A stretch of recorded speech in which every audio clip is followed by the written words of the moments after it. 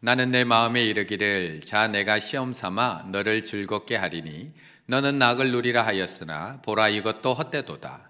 내가 웃음에 관하여 말하여 이르기를 그것은 미친 것이라 하였고 희락에 대하여 이르기를 이것이 무슨 소용이 있는가 하였노라. 내가 내 마음으로 깊이 생각하기를 내가 어떻게 하여야 내 마음을 지혜로 다스리면서 술로 내 육신을 즐겁게 할까? 또 내가 어떻게 하여야 천하의 인생들이 그들의 인생을 살아가는 동안 어떤 것이 선한 일인지를 알아볼 때까지 내 어리석음을 꼭 붙잡아 둘까 하여 나의 사업을 크게 하였노라. 내가 나를 위하여 집들을 짓고 포도원을 일구며 여러 동산과 과원을 만들고 그 가운데에 각종 과목을 심었으며 나를 위하여 수목을 기르는 삼림에 물을 주기 위하여 못들을 팠으며 남녀 노비들을 사기도 하였고 나를 위하여 집에서 종들을 낳기도 하였으며 나보다 먼저 예루살렘에 있던 모든 자들보다도 내가 소와 양 떼의 소유를 더 많이 가졌으며 은금과 왕들이 소유한 보배와 여러 지방의 보배를 나를 위하여 쌓고 또 노래하는 남녀들과 인생들이 기뻐하는 처첩들을 많이 두었노라. 내가 이같이 창성하여 나보다 먼저 예루살렘에 있던 모든 자들보다 더 창성하니 내 지혜도 내게 여전하도다. 무엇이든지 내 눈이 원하는 것을 내가 금하지 아니하며 무엇이든지 내 마음이 즐거워하는 것을 내가 막지 아니하였으니 이는 나의 모든 수고를 내 마음이 기뻐하였음이라. 이것이 나의 모든 수고로 말미암아 얻은 몫이로다. 함께 있습니다. 그 후에 내가 생각해 본즉 내 손으로 한 모든 일과 내가 수고한 모든 것이 다 헛되어 바람을 잡는 것이며 해 아래에서 무익한 것이로다. 아멘. 옆에 분과 인사 나누실까요? 행복을 찾으셨습니까? 행복을 찾기 위한 사람들의 노력은 오늘도 계속되고 있습니다. 작은 행복론, 이제부터 행복해지기로 합시다. 어쩌면 매일 행복을 가꾸고 있는지도 몰라. 무조건 행복할 것. 행복을 찾는 인간의 노력은 오늘도 계속되고 있습니다. 1909년에 파랑새라는 동화, 행복을 찾아 떠나다가 결국 돌아온 그 자리에 파랑새를 찾았다고 하는 파랑새라고 하는 동화가 시작된 이후에 끊임없이 사람들은 행복을 어떻게 찾을까, 행복을 어떻게 찾을까, 오늘까지도 행복을 찾고 싶어 합니다. 그리고 실제로 서울대학교 안에 들어가면 행복연구센터가 있습니다. 행복연구센터. 프레임이라는 책, 베스트셀러였던 프레임이라는 책을 썼던 최인철 교수님, 서울대학교 심리학과 교수인 최인철 교수님이 센터장으로 운영하고 있는 행복연구센터. 이 행복연구센터에서는 장기적인 연구와 단기적인 연구가 같이 진행되고 있다고 합니다. 장기적인 연구는 무엇이냐 하면 이제 갓 1학년에 들어온 서울대학교 1학년 학생 500명을 대상으로 앞으로 50년 동안을 연구를 한다고 합니다. 그들이 70세가 될 때까지 매년 그들의 행복의 기반이 무엇인가, 도대체 사회적, 심리적, 신체적 행복의 기반이 무엇인가를 20살부터 70살까지 쫓아가면서 추적 연구를 하고 있다고 합니다. 또 일반 학교에서도 행복 수업이라는 것을 하기 위해서 열심히 준비하고 있습니다. 시범 학교로 운영하고 있기도 하고요. 교사들에게 그것을 가르칠 수 있는 교사 교육도 실시하고 있고 행복 교과서라고 하는 책도 만들어 발행하고 있습니다. 이처럼 끊임없이 행복을 찾고자 하는 우리의 노력은 계속되고 있다는 것입니다. 우리의 행복? 그렇다면 도대체 어디서 오는 걸까요? 어디 있는 걸까요?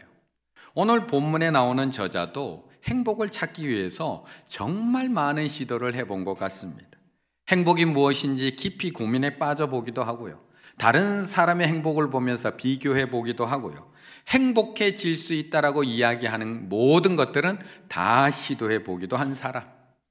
오늘 그 행복을 시도해 본 사람이 우리에게 행복에 대해서 이렇게 이야기해 주고 있습니다. 1절의 말씀을 같이 읽어보겠습니다. 1절입니다. 나는 내 마음에 이르기를 자 내가 시험 삼아 너를 즐겁게 하리니 너는 낙을 누리라 하였으나 보라 이것도 헛되도다. 아멘. 사실 행복해지고 싶은 마음은 솔로몬만의 마음은 아닙니다. 더 행복해지고 싶은 것은 우리 모두의 마음입니다. 그래서 우리는 행복해지기 위해서 오늘도 열심히 살아갑니다. 자기가 세운 목표를 이루기 위해서 이 목표만 이루면 행복해질 거라는 생각을 하고 남들보다 더 많이, 남들보다 더 늦게까지, 남들보다 더 열심히 노력하며 달려갑니다. 성실하게 학창시절 보내고요. 한 번에 대학에 합격합니다. 대학교를 다니면서 학점관리 잘 하고요. 대외 활동도 열심히 하고 거기다가 취업에 필요한 자격증까지 하나하나 미리 다 준비해 놓습니다. 누구보다도 빠르게 무언가를 이루어내고 나면 행복해질 거야 라고 하는 어른들의 말에 참고 또 인내하면서 행복을 찾기 위해 달려갑니다. 그때는 행복하겠지. 그 자리에 가면 행복하겠지. 만 20살에 국가공인 노무사 시험에 합격한 이소현 자매의 이야기입니다. 이소현 청년은 23살에 이렇게 자신의 꿈을 이루었다고 합니다. 그런데 그 꿈을 이루고 그 자격증을 따고 좋은 회사에 취직했는데 이제 행복한 일만 남았다고 생각했는데 오히려 행복하지 않더라는 겁니다. 회사에 들어갔는데 마음이 더 불행하더라는 겁니다. 그래서 더 이상 행복을 미룰 수는 없다. 또 목표를 이루고 또 거기까지 가서 행복을 찾을 수는 없다 생각을 해서 무작정 세계 여행을 떠나게 됩니다. 그리고 그곳에서 나중에 이렇게 기록해 놓습니다. 또 다른 천국을 만났다. 또 다른 천국을 만났다. 그러면서 그녀가 책을 씁니다. 지금 행복하고 싶어. 지금 행복하고 싶어. 그 세계 여행 끝에 그런 여행 작가, 여행 유튜버가 되어서 책을 발간하게 됩니다. 사실 오늘 본문에 나오는 솔로몬은 즐거움, 기쁨, 행복을 찾기 위해서 이소연 양이 했던 여행뿐만 아니라 더 많은 시도를 해본 사람입니다. 1절을 시작하면서 자기에게 이렇게 이야기합니다. 나는 내 마음에 이르기를. 자기가 자기한테 하고 있는 얘기입니다. 나는 내 마음에 이르기를 자, 내가 시험에서 너를 한번 즐겁게 해볼 거야. 자기한테 이야기하는 겁니다. 너는 낙을 마음껏 한번 누려봐. 한번 뭐가 즐거운지 한번 시험해 보겠다고 이야기하는 겁니다. 왕이니까 행복을 찾기 위해서 해볼 수 있는 것이 얼마나 많을까요? 그래서 그는 정말로 하나하나 행복할 거라고 생각되는 것은 다 해봅니다. 2절부터 그것에 대해서 이야기하고 있는 겁니다. 내가 처음에 웃음에 관해서 말하여 이르기를 그것은 미친 것이라 하였고 희락에 대해서 이르기를 이것이 무슨 소용이 있는가 하는지라. 처음에는 웃음에 대해서 한번 해봤다는 겁니다. 우리도 요즘 많이 듣고 있는 웃음 치료, 웃음 테라피 하잖아요.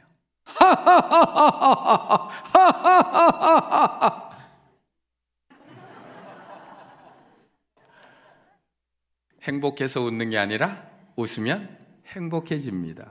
하버드 대학교 심리학과 교수가 했는 얘기입니다. 그래서 우리도 그거 많이 해보잖아요. 솔로몬도 그거 해봤다는 겁니다. 자기가 웃어봤다는 겁니다. 마음껏 웃어봤다는 겁니다. 그런데 결론이 뭐냐 하면 아무 소용이 없다라는 겁니다. 우리가 잠시나마 박장대소해서 웃을 수 있을지 모르지만 인생이 그렇게 웃기만 하며 살 수 있는 것이 아니라는 겁니다.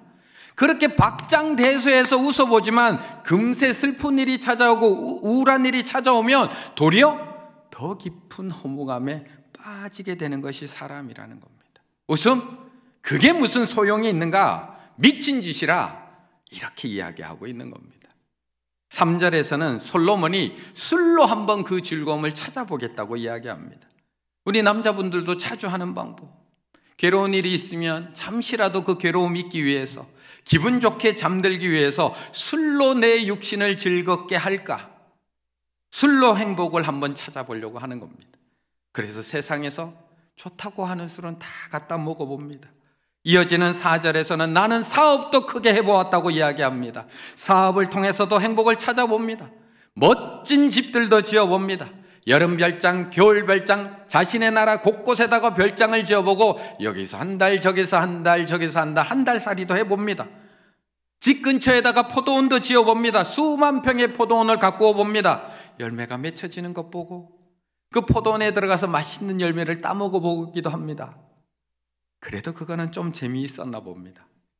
포도원을 가꾸다가 조금 재미를 느꼈는지 5절 여러 동산과 과원을 만듭니다. 이제 포도원을 넘어서 동산마다 과수원을 만듭니다. 그 가운데 각종 과목을 심습니다. 이제 포도원뿐만 아니라 각종 과목을 심어서 각종 열매를 맛봅니다. 열매를 파서 황금 잉어도 키워보고 정자도 하나 멋지게 만들어서 쉼의 자리도 만들어 봅니다. 7절 재산이 점점 불어납니다. 소와 양떼만 늘어나는 것이 아니라 종들의 노비들까지도 자식을 낳으면서 그 숫자가 기하급수적으로 많아집니다. 8절 은과 금이 성의 창고들마다 차고 넘치고 있습니다. 그러자 자신을 위한 전용 가수들까지도 고용을 합니다. 거기다가 처첩이 1000명에 이릅니다. 8절 말씀 같이 읽습니다. 은과 금과 왕들이 소유한 보배와 여러 지방의 보배를 나를 위하여 쌓고 또 노래하는 남녀들과 인생들이 기뻐하는 처첩들을 많이 두었노라. 아멘. 뭘 더 해봐야 되나요? 정말 다 해본 것 같습니다. 내가 시험 삼아 너를 즐겁게 하리니. 즐겁다고 생각하는 건 다 해봤습니다. 웃음으로, 술로, 사업으로, 건물로, 정원, 연못, 노비, 재산, 보배, 가수, 처첩들까지 안 해본 거 없습니다. 10절 무엇이든지 내 눈이 원하는 것은 내가 금하지 않았답니다. 아, 이거 해도 되나? 이건 좀 너무한 거 아니야? 교회 다니면서 술 먹어도 되나? 아니요, 내가 눈이 원하면 그냥 했다는 겁니다. 뭐가 즐거운지 한번 알아보려고. 무엇이든지 내 마음이 즐거워하는 것을 막지 않았답니다. 이는 나의 모든 수고를 내 마음이 기뻐하였습니다. 조금의 쾌락이 있더라도 다 해봤다는 겁니다. 그렇게 행복을 찾기 위해서 모든 것을 다 시험해 본 솔로몬의 결론. 내 마음이 즐거워하는 것은 아무것도 금하지 않고 막지 않고 다 해본 솔로몬의 결론. 그것이 11절의 말씀입니다. 11절 같이 읽습니다. 그 후에 내가 생각해 본즉 내 손으로 한 모든 일과 내가 수고한 모든 것이 다 헛되어 바람을 잡는 것이며 해 아래에서 무익한 것이로다. 아멘. 그의 결론, 모든 것이 헛되다. 모든 것이 바람을 잡는 것 같다. 아무 유익이 없고 무익한 것이다. 우리에게 그것을 이야기해 주고 있습니다. 그런데 사실 경험해 본 사람의 말이고 지혜자의 말이기 때문에 사실 반박하기는 어렵습니다.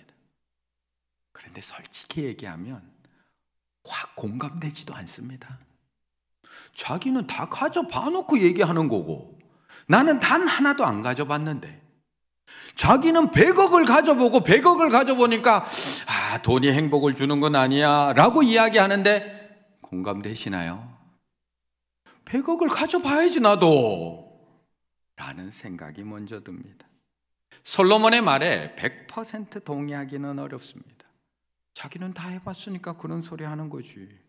나는 하나도 못했는데, 나는 하나도 못 가져봤는데. 그런데 사실 우리도 똑같지는 않지만 다 해보고 살아가고 있습니다.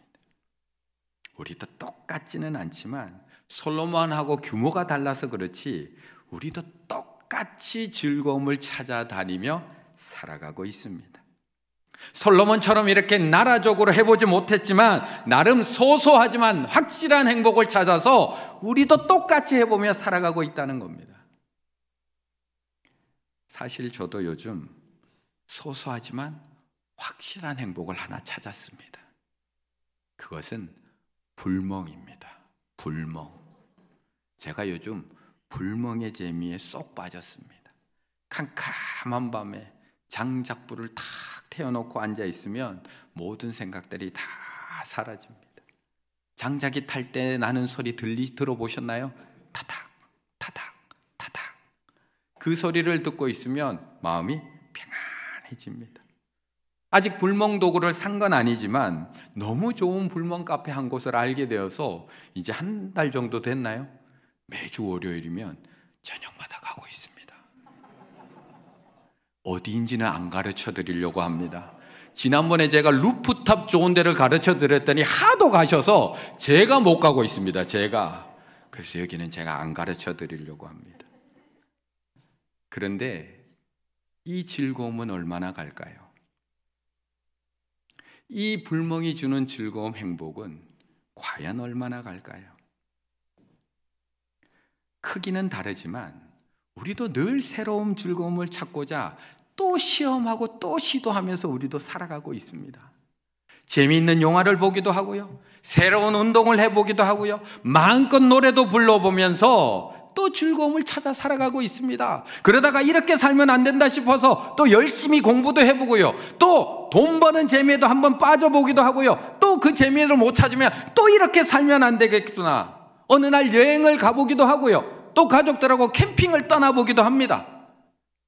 그러면서 또 이렇게 살면 안 되겠구나, 그런 생각이 들고 나면 며칠씩 누워서 아무것도 안 해보기도 하고요, 때로는 순례의 길을 떠나가기 보기도 합니다. 우리도 솔로몬만큼은 아니지만 우리도 자신만의 행복을 찾아서 많은 시도를 하며 살아가고 있다는 것입니다. 지금까지 많이 해보셨잖아요. 그렇다면 우리 성도님들의 결론은 무엇인가요? 행복을 위해서 솔로몬처럼 이것저것 다 해본 결론, 우리 성도님들은 무엇인가요? 솔로몬하고 비슷하지 않으신가요? 11절, 그 후에 내가 생각해 보니 내 손으로 한 모든 일과 내 것으로 한 모든 것이 다 헛되어 바람을 잡는 것이며 해 아래 무익한 것이로다. 인사 나누시겠습니다. 모든 것이 헛됩니다. 모든 것이 헛됩니다. 하마터면 열심히 살 뻔했네 라는 책에 보면 재밌는 이야기가 하나 나옵니다. 태평양 한가운데 조난당한 한 남자가 튜브 하나를 타고 표류하고 있었습니다. 그런데 저 멀리서 똑같이 조난당한 한 여자가 튜브를 타고 열심히 헤엄쳐서 오고 있는 겁니다. 그래서 둘이 만나서 나란히 그 튜브 위에 누워서 둘이 음료수를 마시면서 밤새도록 이런저런 얘기 나누면서 밤을 새웁니다.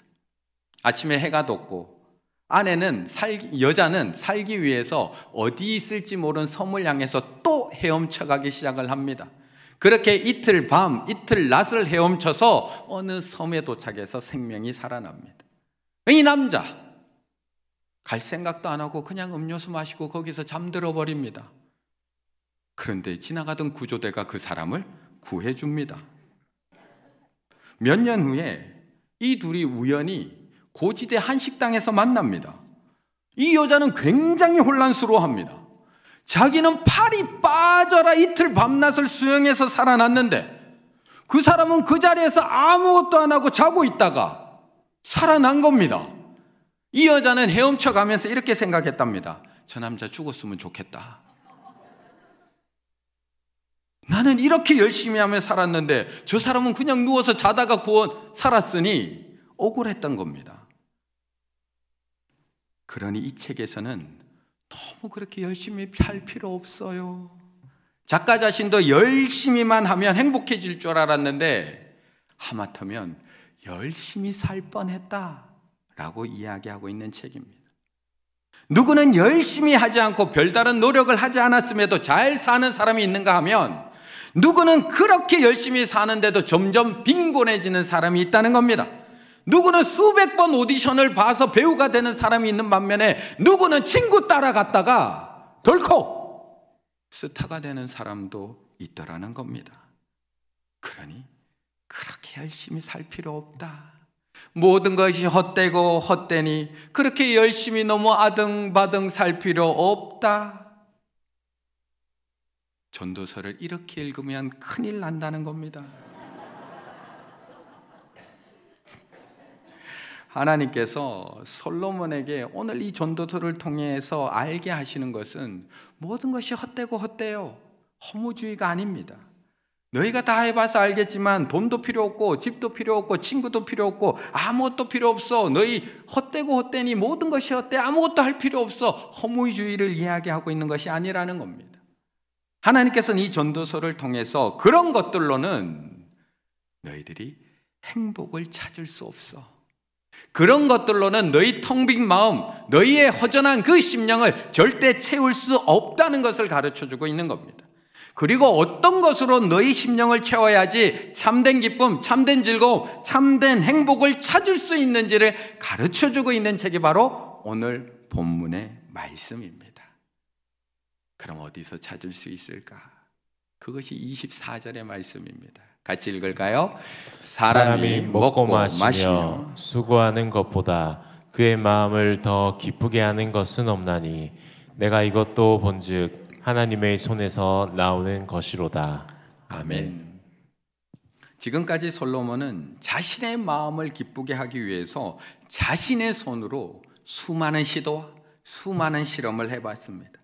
자신의 손으로 왕궁도 만들어 봤고요, 자신의 손으로 스포츠카도 사서 타봤고요, 자신의 손으로 수많은 별장과 집들도 지어봤고요, 끝이 보이지 않는 수많은 포도원과 과수원도 가져봤고요, 은과 금이 넘쳐나는 창고도 자기 손으로 지어봤고요, 전속 가수팀을 데리고 다니면서 연주를 들으면서 밥도 먹어봤고요. 그런데도 채워지지 않는 기쁨, 그런데도 채워지지 않는 행복감.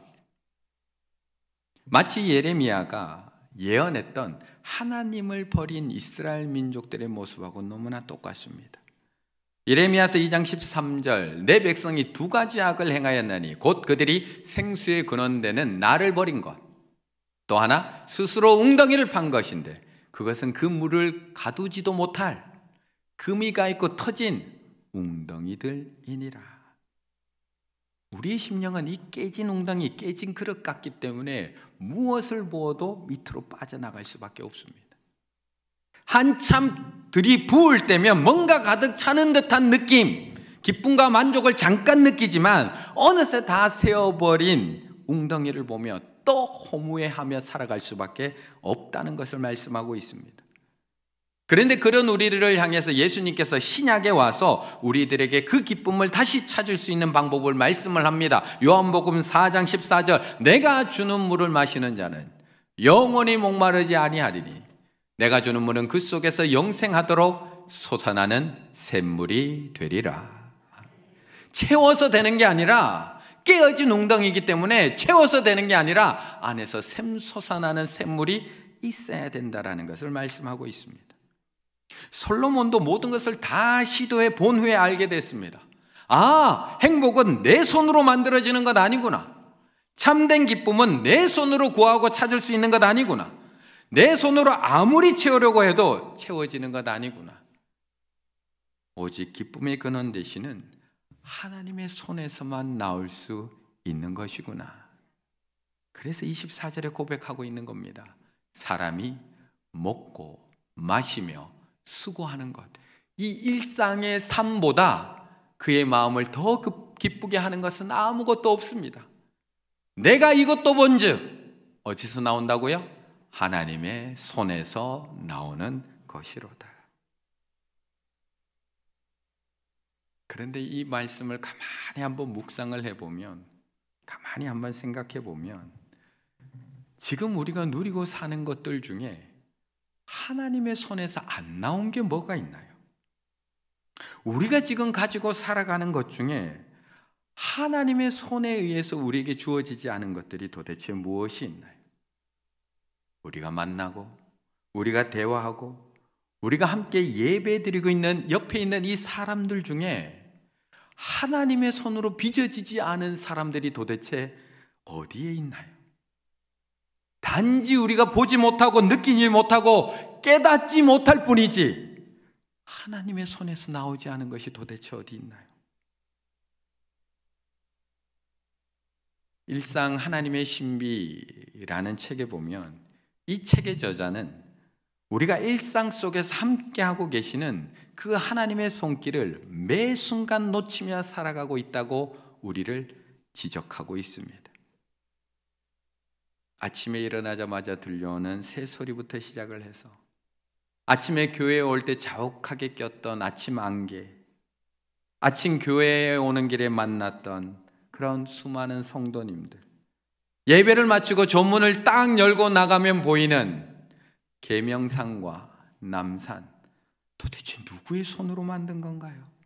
그 사이에서 불게 하는 바람과 따스한 햇살, 도대체 누구의 손으로 만든 건가요? 이것뿐일까요?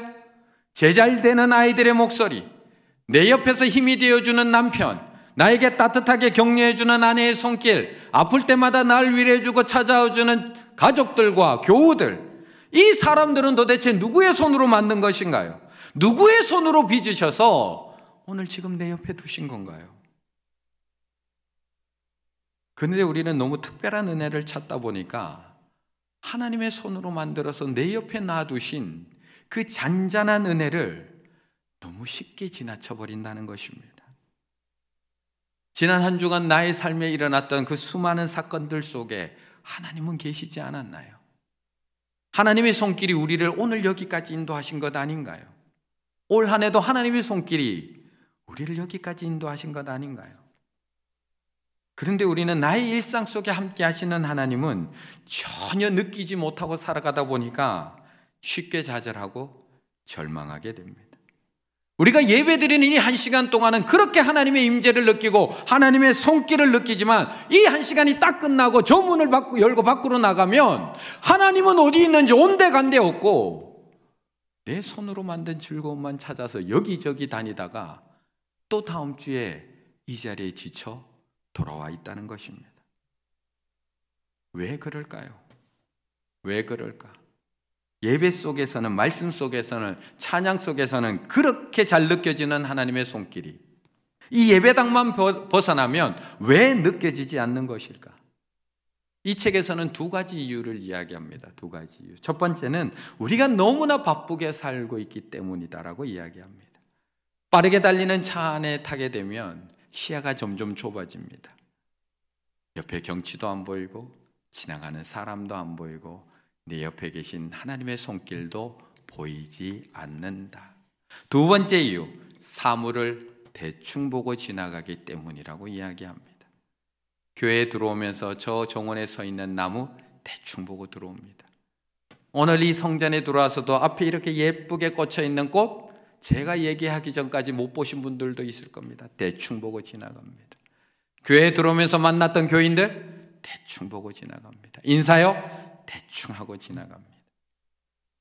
안 보입니다. 그런데 저는 이 책을 읽으면서 또 하나 추가하고 싶은 것이 생겼습니다. 우리의 일상 속에 하나님의 손길을 느끼지 못하게 만드는 또 하나의 이유,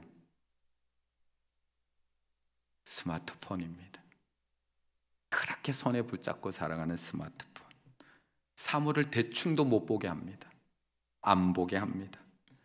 옆에 앉아있는 사람도 안 보고 넘어갑니다. 차를 타도, 밥을 먹어도, 누구와 만나도, 함께 여행을 가도, 심지어 예배 드릴 때도 못 보게 합니다.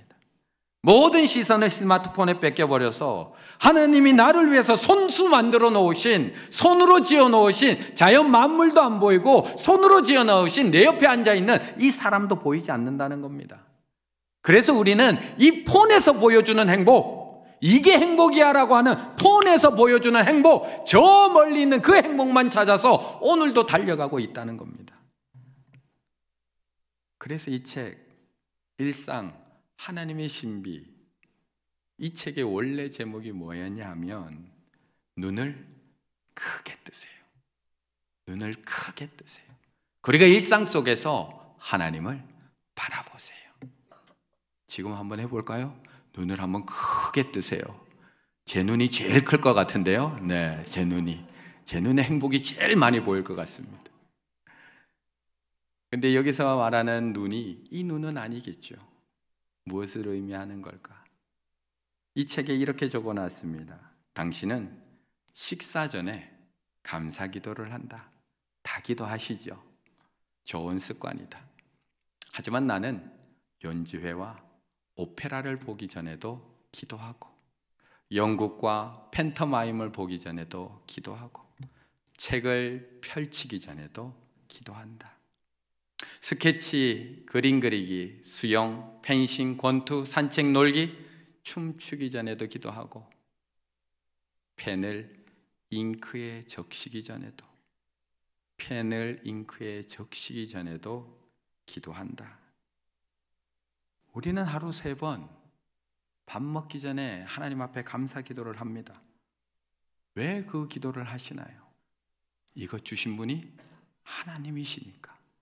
이것 주셔서 감사하다고 하나님 앞에 감사 기도 드립니다. 그런데 다른 것은 주시지 않으셨나요? 다른 것들은 주시지 않으셨나요?